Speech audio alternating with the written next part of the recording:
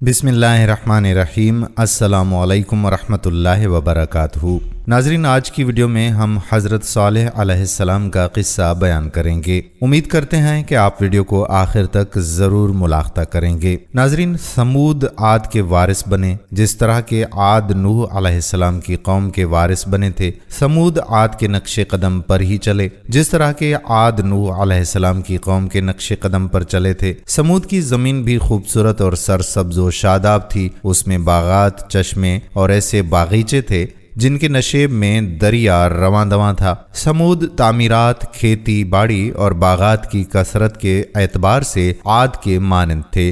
अक्लो दानिश और सनाअत में वो उनसे फ़ौक़ियत ले गए। वो पहाड़ों में खुले और खुशनुमा घर तराशने और पत्थरों में उम्दा नक्श व निगार बनाते। उनकी अक्लो दानिश और कारीगरी की वजह से पत्थर उनके लिए नरम हो गया। वो उसके साथ वैसे ही करते जैसे इंसान मोम के साथ करता है। जब कोई इंसान उनके शहर में दाखिल होता था तो एक अजीब व गरीब मंजर देखता था। वो पहाड़ों की मानंद बुलंद महलात देखता, गोया कि उन्हें जिन्होंने बनाया, और वो दीवारों में खुशनुमा फूल देखता जैसा कि मौसम बहार ने उन्हें उगाया। अल्लाह ताला ने समूद पर आसमान और ज़मीन से बरकतें खोल दी। अल्लाह ताला ने समूद पर हर चीज़ के दरवाजे खोल दिए। आसमान ने उनके लिए बारिशों की सखावत कर दी, ज़मीन ने उनके लिए पौधों और फूलों की सखावत कर दी, बागात ने उनके लिए मेवों और फूलों की सखावत कर दी। अल्लाह ने उनकी रोज़ी और उम्रों में बरकत दे दी। इस सब कुछ ने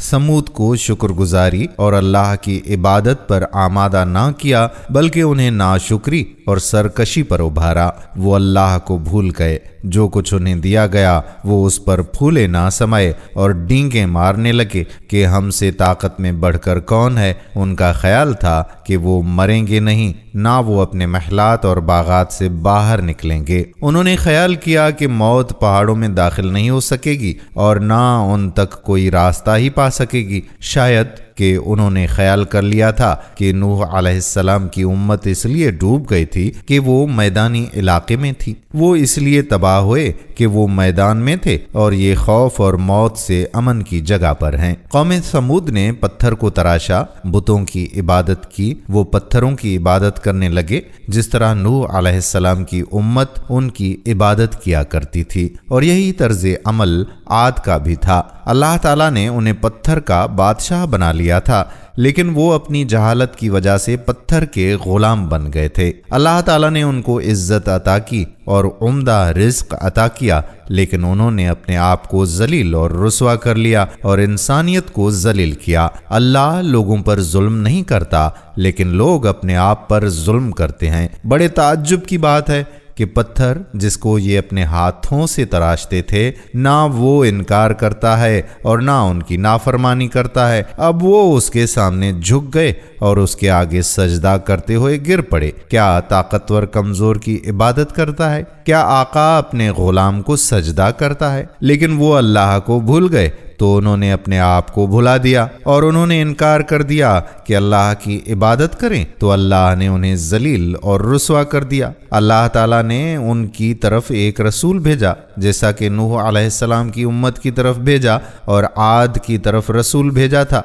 उनमें एक शख्स था जिसका नाम था सालेह। वो एक शरीफ घराने में पैदा हुआ। उन्होंने अक्लो दानिश और नेकी के माहौल में परवरिश पाई। वो एक बहुत शरीफ इंसान थे। वो बहुत होनहार थे। लोग उनकी तरफ इशारा किया करते थे। लोग कहते थे कि ये सालेह है, ये सालेह है। लोगों को उनसे बड़ी उम्मीदें थीं। वो कहा करते थे कि उसकी बड़ी शान होगी, इसकी बड़ी अजमत होगी। लोगों का ख्याल है कि सालेह उनके चौधरियों में से होगा और वो उसके मालदारों में से होगा। लोग ख्याल करते कि इसका एक खूबसूरत महल और बड़ा बाग होगा। उनका बाप देख रहा था कि बेटा सालेह अपनी अकल से बड़ा माल कमाएगा और लोगों में आगे निकल जाएगा। वो घोड़े पर निकलेगा और उसके पीछे नौकर चाकर होंगे। लोग उसे सलाम करेंगे और वो ये कहेंगे कि ये फलां का बेटा है, तो उसे कितनी खुशी होगी। जबकि वो लोगों को ये कहते کہتے ہوئے سنے گا یہ بڑا خوش نصیب ہے، اس کا بیٹا بڑا مالدار ہے۔ لیکن اللہ نے کچھ اور ہی چاہا۔ اللہ نے ارادہ کیا کہ اسے نبوت کا شرف عطا کرے اور اسے اپنی قوم کی طرف رسول بنا کر بھیجے تاکہ وہ انہیں اندھیروں سے نور کی طرف نکال لائے۔ کیا اس سے بڑھ کر بھی کوئی شرف ہو سکتا ہے؟ کیا اس سے بڑھ کر بھی کوئی عزت ہو سکتی ہے؟ حضرت صالح علیہ السلام اپنی قوم میں کھڑے ہوئے اور بلند آواز سے کہنے لگے، اے میری قوم، اللہ کی عبادت کرو، اس کے سوا کوئی تمہارا معبود حقیقی نہیں۔ مالدار کھانے پینے اور کھیل کود میں مشغول تھے، وہ بتوں کی عبادت کرتے تھے، ان کے علاوہ کسی کو معبود نہیں سمجھتے تھے۔ انہیں صالح علیہ السلام کی دعوت پسند نہ آئی۔ سمود کے مالدار ناراض ہوئے اور انہوں نے کہا یہ کون ہے؟ نوکروں نے کہا یہ صالح ہے۔ انہوں نے پوچھا یہ کیا کہتا ہے؟ خادموں نے کہا یہ کہتا ہے کہ تم اللہ کی عبادت کرو، تمہارا اس کے سوا کوئی معبود حقیقی نہیں، اور وہ یہ کہتا ہے کہ اللہ مر جانے کے بعد تمہیں دوبارہ اٹھائے گا اور تمہیں بدلہ دے گا۔ نیز وہ یہ کہتا ہے کہ میں اللہ کا رسول ہوں، اس نے مجھے میری قوم کی طرف بھیجا ہے۔ دولت مند لوگ یہ باتیں سن کر ہنسنے لگے کہ بیچارہ مسکین ہے، کیا یہ پیغمبر بن سکتا ہے؟ نہ اس کے پاس کوئی محل ہے، نہ باغ ہے، نہ اس کے پاس زرعی رقبہ ہے اور نہ ہی نخلستان، یہ بھلا کیسے رسول بن سکتا ہے؟ دولت مندوں نے دیکھا کہ کچھ لوگ صالح علیہ السلام کی طرف جھکاؤ اختیار کر رہے ہیں تو انہیں اپنی سرداری کا خطرہ لاحق ہوا اور وہ پکار اٹھے، یہ تو محض تم جیسا ایک انسان ہے، وہی کچھ کھاتا ہے جو تم کھاتے ہو، وہی کچھ پیتا ہے جو تم پیتے ہو۔ کیا وہ تمہیں اس بات کا وعدہ دیتا ہے کہ جب تم مر جاؤ گے، مٹی اور ہڈیاں بن جاؤ گے تو تمہیں زمین سے اٹھایا جائے گا؟ بہت دور کی بات ہے، بہت ہی دور کی بات ہے جس کا تم سے وعدہ کیا جاتا ہے۔ یہ تو دنیا کی زندگی ہے، ہم اس میں مرتے ہیں اور جیتے ہیں، ہمیں دوبارہ نہیں اٹھایا جائے گا۔ وہ تو ایک ایسا شخص ہے جس نے اللہ کے بارے میں جھوٹ بولا ہے، ہم تو اس پر ایمان لانے والے نہیں۔ اس طرح لوگوں نے صالح علیہ السلام کا انکار کر دیا اور وہ ان پر ایمان نہیں لائے۔ جب صالح علیہ السلام نے انہیں واعظ و نصیحت کی اور انہیں بتوں کی عبادت سے روکا تو انہوں نے کہا، اے صالح، تو بڑا ہی شریف لڑکا تھا، تو بڑا ہونہار بیٹا تھا، تیرے بارے میں ہمارا خیال تھا کہ تو بڑے لوگوں اور سرداروں میں سے ہوگا۔ ہمارا تیرے بارے میں یہ خیال تھا کہ تو فلاں شخص کی مانند اپنا نام پیدا کرے گا۔ ارے تم تو کچھ بھی نہ بنے، جو تیرے ہم عمر تھے اور تجھ سے کم عقل تھے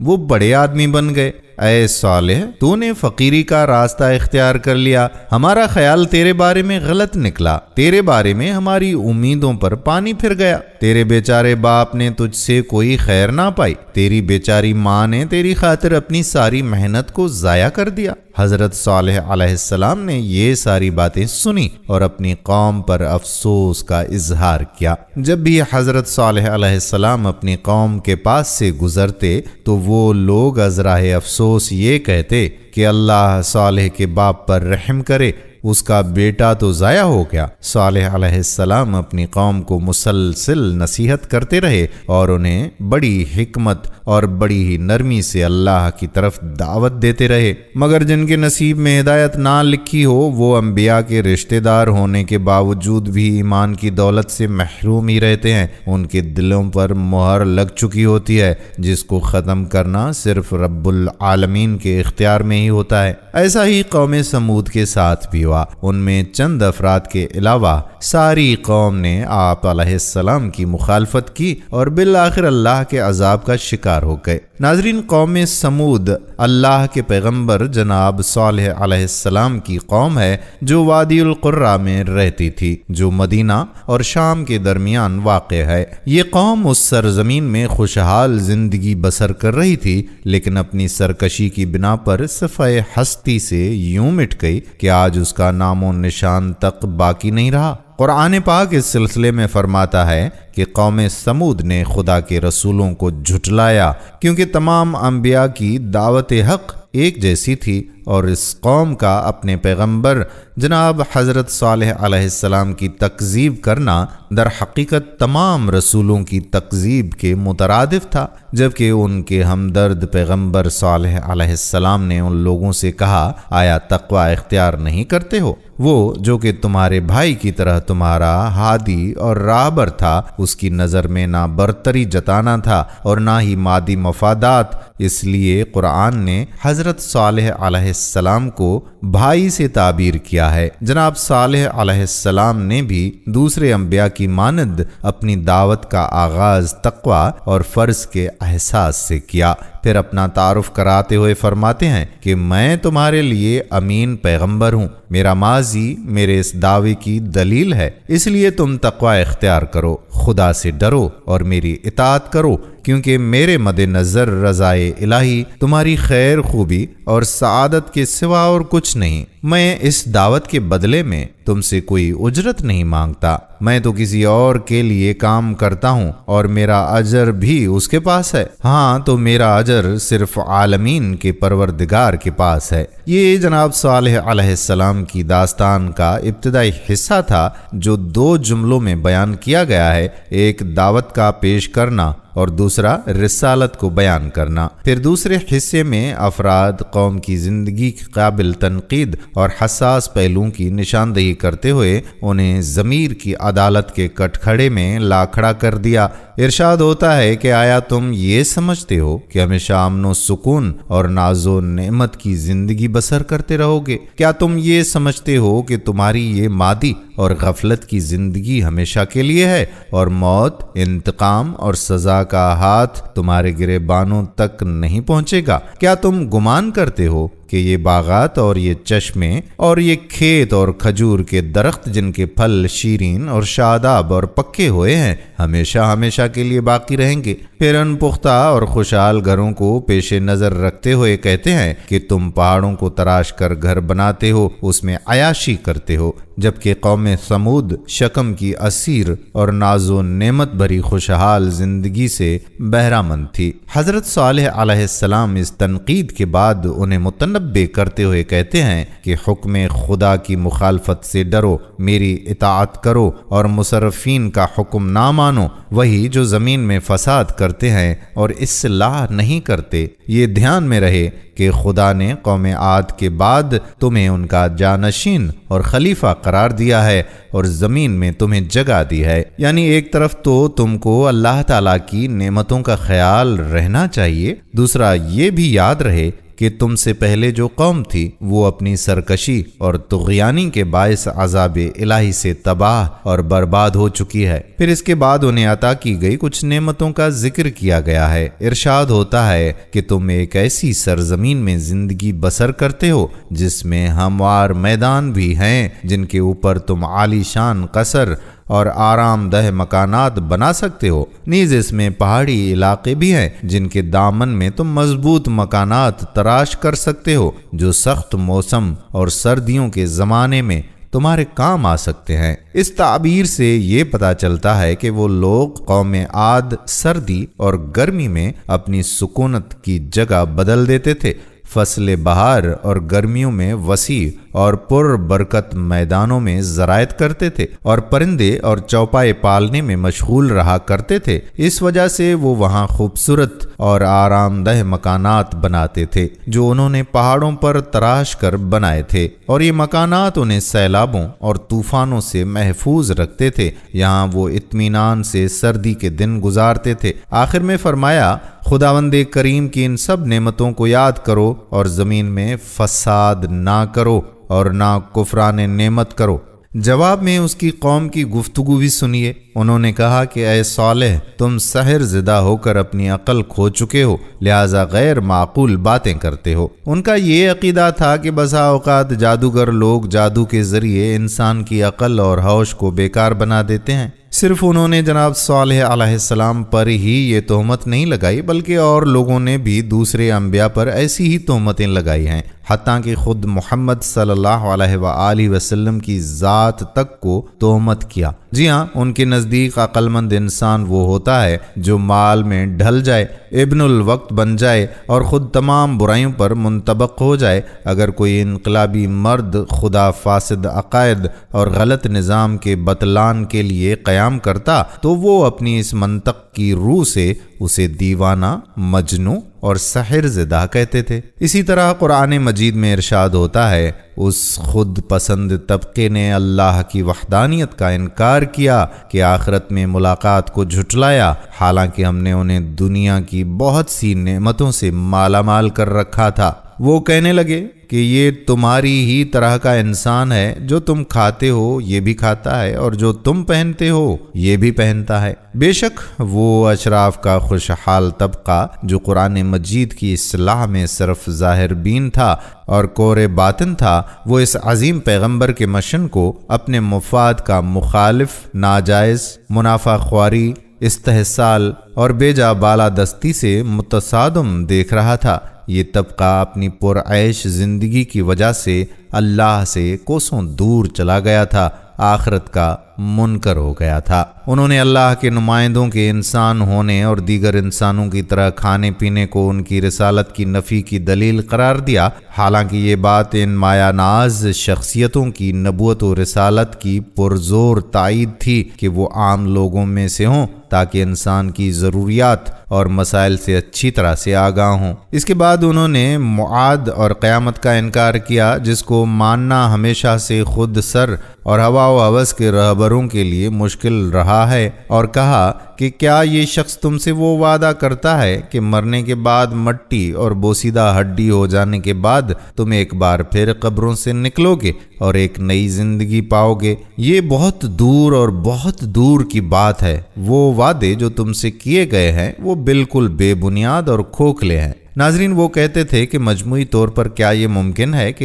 ایک آدمی جو مر گیا ہو، مٹی کے ساتھ مٹی ہو گیا ہو، اس کے اجزاء ادھر ادھر بکھر گئے ہوں، وہ دوبارہ زندہ ہو سکتا ہے؟ نہیں، یہ محال ہے، یہ محال بات ہے۔ آخر میں اپنے نبی پر ایک مجموعی الزام لگاتے ہوئے انہوں نے کہا کہ یہ ایک جھوٹا شخص ہے جس نے اللہ پر بہتان باندھا ہے، اور ہم اس پر ہرگز ایمان نہیں لائیں گے۔ نہ اس کی رسالت اللہ کی طرف سے ہے، نہ قیامت سے متعلق اس کے وعدے سچے ہیں، اور نہ ہی دوسرے احکام ایسے ہیں۔ کوئی عقل مند آدمی اس پر کیسے ایمان لا سکتا ہے؟ انہوں نے حضرت صالح علیہ السلام کو غیر مؤثر بنانے کے لیے یا کم از کم ان کی باتوں کو بے تاثیر کرنے کے لیے ایک نفسیاتی حربہ استعمال کیا، اور وہ آپ کو دھوکہ دینا چاہتے تھے۔ کہنے لگے، اے صالح، اس سے پہلے تو ہماری امیدوں کا سرمایہ تھا، مشکلات میں ہم تیری پناہ لیتے تھے، تجھ سے مشورہ کرتے تھے، تیرے عقل اور شعور پر ایمان رکھتے تھے، تیری خیر خواہی اور ہمدردی میں ہمیں ہرگز کوئی شک نہ تھا،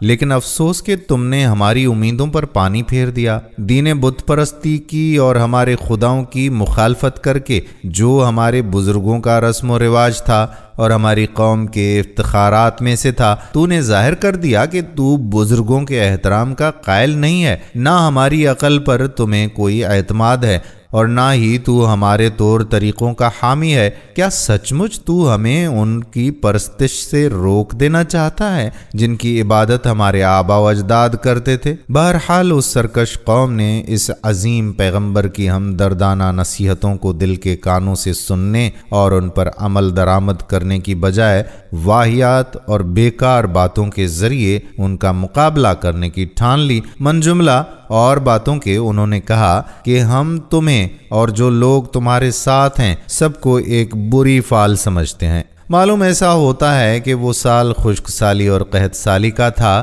اس لیے وہ صالح علیہ السلام سے کہنے لگے کہ یہ سب کچھ تمہارے اور تمہارے ساتھیوں کے نامبارک قدموں کی بدولت ہوا ہے۔ تم منحوس لوگ ہو، ہمارے معاشرے میں تم ہی بدبختی اور نحوست لائے ہو۔ وہ بری فال کو اس بہانے سے جو در حقیقت بیکار اور شریر لوگوں کا بہانہ ہوتا ہے، جناب صالح علیہ السلام کے بہترین دلائل کو کمزور کرنا چاہتے تھے، لیکن حضرت صالح علیہ السلام نے جواب میں کہا، بری فال اور تمہارا نصیب تو خدا کے پاس ہی ہے۔ اس نے تمہارے اعمال کی وجہ سے تمہیں ان مصائب میں ڈال دیا ہے اور تمہارے اعمال ہی تمہاری اس سزا کا سبب بنے ہیں۔ در حقیقت تمہارے لیے یہ خدا کی ایک عظیم آزمائش ہے۔ تم ہی ایسے لوگ ہو جن کی آزمائش کی جائے گی۔ یہ خدا کی آزمائش ہوتی ہے اور خبردار کرنے والی چیزیں ہوتی ہیں تاکہ جو لوگ سنبھل جانے کی صلاحیت رکھتے ہیں وہ سنبھل جائیں، خواب غفلت سے بیدار ہو جائیں،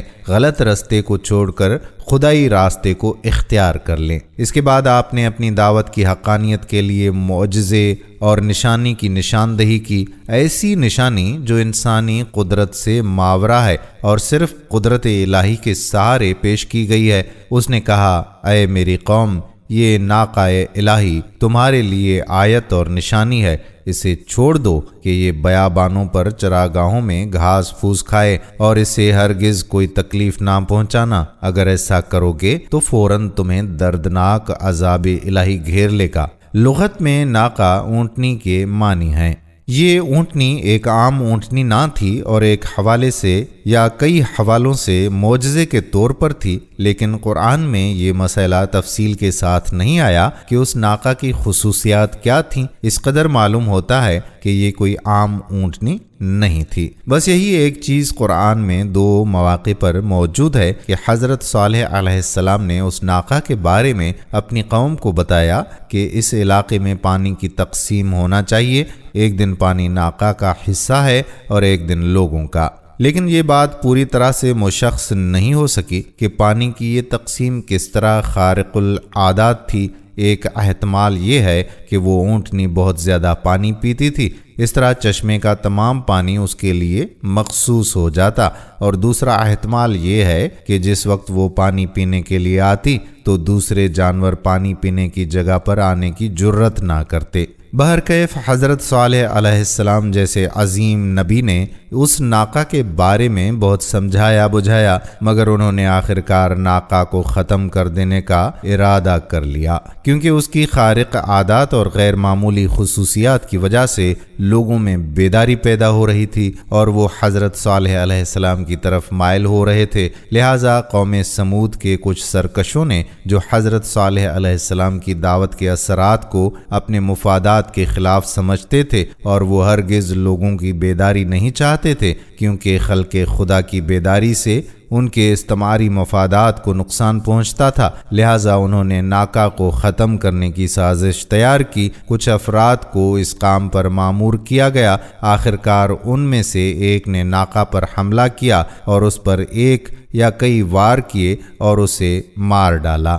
ناظرین، اس اونٹنی کا واقعہ کچھ اس طرح سے ہے کہ حضرت صالح علیہ السلام نے جب انہیں دعوت توحید دی تو انہوں نے کہا کہ اگر تم واقعی اللہ کے رسول ہو تو اللہ سے کہو کہ بطور نشانی اس پہاڑ سے ایک اونٹنی نکال دے۔ انہوں نے اللہ تعالیٰ سے دعا کی، اللہ نے ان کی دعا قبول کر لی اور پہاڑ سے اونٹنی نکل آئی۔ تب انہوں نے اپنی قوم کے لوگوں سے کہا کہ اللہ نے بطور معجزہ تمہارے مطالبے کے مطابق اونٹنی بھیج دی ہے، تم لوگ اسے نہ چھیڑو، یہ اللہ کی زمین پر جہاں چاہے گی جائے گی، کھائے گی، پیے گی، کوئی اسے نہ چھیڑے اور نہ تکلیف پہنچائے، ورنہ تم پر بہت جلد اللہ کا عذاب آ جائے گا۔ سورۃ ہود میں ارشاد ہے، تو انہوں نے اس کی ٹانگیں کاٹ دیں تو اس نے کہا کہ اپنے گھروں میں 3 دن خوب فائدہ اٹھا لو، یہ وعدہ ہے جس میں کوئی جھوٹ نہیں بولا گیا۔ پھر جب ہمارا حکم آ گیا تو ہم نے صالح کو اور ان لوگوں کو جو اس کے ساتھ ایمان لائے تھے اپنی طرف سے عظیم رحمت کے ساتھ بچا لیا، اور اس دن کی رسوائی سے بھی۔ بے شک تیرا رب ہی بے حد قوت والا، سب پر غالب ہے۔ اور جن لوگوں نے ظلم کیا تھا انہیں چیخ نے پکڑ لیا تو انہوں نے اپنے گھروں میں اس حال میں صبح کی کہ گرے پڑے تھے جیسے وہ ان میں رہے ہی نہ تھے۔ سن لو، بے شک سمود نے اپنے رب سے کفر کیا، سن لو، سمود کے لیے ہلاکت ہے۔ قوم کے بدبختوں نے صالح علیہ السلام کی ایک نہ سنی اور اس اونٹنی کو قتل کر دیا۔ جب ان کی سرکشی انتہا کو پہنچ گئی تو حضرت صالح علیہ السلام نے اللہ کے حکم سے ان سے کہا کہ اب تم لوگ 3 دن تک اپنے گھروں میں رہ کر اپنے انجام کا انتظار کرو، یہ اللہ کا قطعی اور حتمی فیصلہ ہے۔ انہوں نے اونٹنی کو بدھ کے دن قتل کیا تھا۔ اس کے بعد جمعرات، جمعہ اور ہفتہ 3 دن تک زندہ رہے۔ اتوار کے دن صبح کے وقت اللہ کا عذاب ان پر نازل ہو گیا۔ اللہ تعالیٰ نے صالح علیہ السلام اور ان کے مسلمان ساتھیوں کو اس عذاب سے بچا لیا۔ یہ عذاب ایک ہیبت ناک اور خطرناک چیخ تھی جو آسمان سے آئی تھی، جس کی شدت تاثیر سے تمام کافروں کے جسموں پر کپ کپی طاری ہو گئی اور دیکھتے ہی دیکھتے سبھی موت کے گھاٹ اتر گئے۔ ان کی بستیاں ایسی ویران اور سنسان ہو گئیں کہ جیسے پہلے سے وہاں کوئی رہتا ہی نہیں تھا، اور ان کے ساتھ ایسا اس لیے ہوا کہ انہوں نے اپنے رب کا انکار کر دیا۔ اس کے بعد اللہ تعالیٰ نے ان پر ہمیشہ کے لیے لعنت اور بربادی مسلط کر دی۔ یہ آیت خبر دیتی ہے کہ اللہ تعالیٰ قوم عاد کی طرح قوم ثمود سے بھی بہت زیادہ غضبناک تھا اور ان سے اس کی نفرت شدید تھی۔ صحیح مسلم کی روایت کے مطابق سیدنا عبداللہ بن عمر رضی اللہ تعالی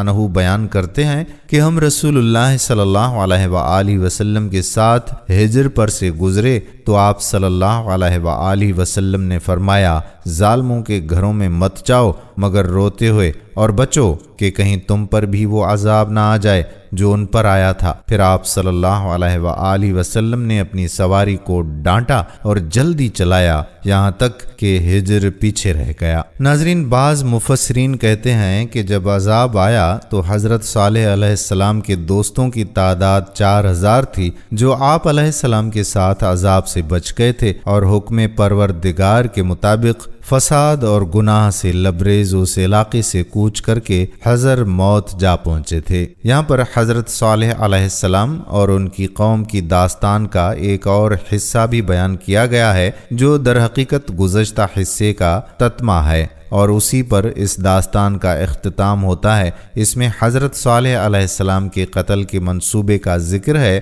جو کافر اور منافقوں نے تیار کیا تھا، اور خدا نے ان کے اس منصوبے کو ناکام بنا دیا۔ فرمایا گیا کہ اس شہر یعنی وادی القرا میں 9 ٹولے تھے جو زمین میں فساد برپا کرتے تھے اور اصلاح نہیں کرتے تھے۔ ان 9 میں سے ہر گروہ کا ایک ایک سربراہ بھی تھا، اور شاید ان میں سے ہر ایک کسی نہ کسی قبیلے کی طرف منسوب بھی تھا۔ ظاہر ہے کہ جب صالح علیہ السلام نے ظہور فرمایا اور اپنا مقدس اور اصلاحی آئین لوگوں کے سامنے پیش کیا تو ان ٹولوں پر عرصہ حیات تنگ ہوئی۔ یہی وجہ ہے کہ قرآن کے مطابق انہوں نے کہا کہ آؤ خدا کی قسم اٹھا کر عہد کرتے ہیں کہ صالح علیہ السلام اور ان کے خاندان پر شب خون مار کر انہیں قتل کر دیں گے، پھر ان کے خون کے وارث سے کہیں گے کہ ہمیں اس کے خاندان کے قتل کی کوئی خبر نہیں، اور اپنی اس بات میں ہم بالکل سچے ہیں۔ پھر لائق غور بات یہ ہے کہ انہوں نے قسم بھی اللہ کی کھائی تھی، جس سے ظاہر ہوتا ہے کہ وہ بتوں کو پوجنے کے علاوہ زمین و آسمان کے خالق اللہ پر بھی عقیدہ رکھتے تھے اور اپنے اہم مسائل میں اسی کے نام کی قسم کھاتے تھے۔ یہ بھی واضح ہوتا ہے کہ وہ اتنے مغرور اور بدمست ہو چکے تھے کہ اس قدر ہولناک جرم کے ارتکاب کے لیے بھی انہوں نے خدا ہی کا نام لیا، گویا وہ کوئی اہم عبادت یا کوئی ایسا کام انجام دینے لگے ہوں جو اللہ کو بہت منظور ہے۔ خدا سے بے خبر مغرور اور گمراہ لوگوں کا وتیرہ ایسا ہی ہوا کرتا ہے۔ حضرت صالح علیہ السلام کے ہم نواؤں اور ان کے قوم و قبیلہ سے خوف کھاتے تھے، لہٰذا انہوں نے ایسا منصوبہ بنایا کہ جس سے وہ اپنے مقصد میں بھی کامیاب ہو جائیں اور حضرت صالح علیہ السلام کے طرفداروں کے غیظ و غضب کا بھی شکار نہ ہوں، گویا وہ ایک تیر سے 2 شکار کرنا چاہتے تھے۔ بہرحال انہوں نے رات کے وقت حملے کی ترکیب سوچی اور طے کر لیا کہ جب بھی کوئی شخص ان سے پوچھ گچھ کرے گا تو سب متفق ہو کر قسم اٹھائیں گے کہ اس منصوبے میں ان کا کوئی عمل دخل نہیں تھا، یہاں تک کہ وہ اس وقت موجود بھی نہیں تھے، کیونکہ ان کی صالح علیہ السلام کے ساتھ مخالفت پہلے سے دنیا کو معلوم تھی۔ تاریخوں میں ہے کہ ان کی سازش کچھ یوں تھی کہ شہر کے اطراف میں ایک پہاڑ تھا، پہاڑ میں ایک غار تھا جس میں جناب صالح علیہ السلام عبادت کیا کرتے تھے، اور کبھی کبھار وہ رات کو بھی اسی غار میں جا کر اپنے پروردگار کی عبادت کرتے تھے اور اس سے راز و نیاز کی باتیں کرتے تھے۔ انہوں نے طے کر لیا کہ وہاں کمین لگا کر بیٹھ جائیں گے، جب بھی صالح علیہ السلام آئیں گے تو انہیں قتل کر دیں گے۔ ان کی شہادت کے بعد ان کے اہل خانہ پر حملہ کر کے انہیں بھی راتوں رات موت کے گھاٹ اتار دیں گے، پھر اپنے اپنے گھروں کو واپس چلے جائیں گے۔ اگر ان سے اس بارے میں کسی نے پوچھ بھی لیا تو اس سے لا علمی کا اظہار کر دیں گے۔ لیکن خداوند عالم نے ان کی اس سازش کو عجیب و غریب طریقے سے ناکام بنا دیا اور ان کے اس منصوبے کو نقش برآب کر دیا۔ جب وہ ایک کونے میں گھات لگائے بیٹھے تھے تو پہاڑ سے پتھر گرنے لگے، اور ایک بہت بڑا ٹکڑا پہاڑ کی چوٹی سے گرا اور آن کی آن میں اس نے ان سب کا صفایا کر دیا۔ قرآن پاک ان کی ہلاکت کی کیفیت اور ان کے انجام کو یوں بیان کرتا ہے، دیکھو یہ ان لوگوں ہی کے گھر ہیں کہ جو اب ان کے ظلم و ستم کی وجہ سے ویران پڑے ہیں، نہ وہاں سے کوئی آواز سنائی دیتی ہے، نہ کسی قسم کا شور شرابہ سننے میں آتا ہے، اور نہ ہی وہ رزق برق گناہ بھری محفلیں دکھائی دیتی ہیں۔ جی ہاں، وہاں پر ظلم و ستم کی آگ بھڑکی جس نے سب کو جلا کر راکھ کر دیا۔ ظالموں کے اس انجام میں خداوند عالم کی قدرت کی واضح نشانی اور درس عبرت ہے ان لوگوں کے لیے جو علم و آگاہی رکھتے ہیں۔ لیکن اس بھٹی میں سب خشک و تر نہیں جلے، بلکہ بے گناہ افراد گناہ گاروں کی آگ میں جلنے سے بچ گئے۔ ہم نے ان لوگوں کو بچا لیا جو ایمان لا چکے تھے اور تقوی اختیار کر چکے تھے۔ حضرت صالح علیہ السلام کے قتل کی سازش کے بعد ہی عذاب نازل ہوا، بلکہ ایک قوی احتمال یہ ہے کہ خدا تعالیٰ کے اس پیغمبر کے قتل کی سازش کے واقعے میں فقط سازشی ٹولے ہلاک ہوئے اور دوسرے ظالموں کو سنبھل جانے کے لیے مہلت دی گئی، لیکن ناقہ کے قتل کے بعد تمام ظالم اور بے ایمان گناہ گار فنا ہو گئے۔ سورۃ ہود اور سورہ اعراف کی آیات کے ملانے سے یہی نتیجہ نکلتا ہے۔ ناظرین، ہم امید کرتے ہیں کہ ہماری آج کی ویڈیو بھی آپ کو ضرور پسند آئی ہوگی، اور اس ویڈیو کو اپنے دوستوں کے ساتھ شیئر ضرور کریں گے۔ آنے والی ویڈیو تک اپنے میزبان قادر بخش کلہوڑو کو اجازت دیجیے۔ اللہ حافظ۔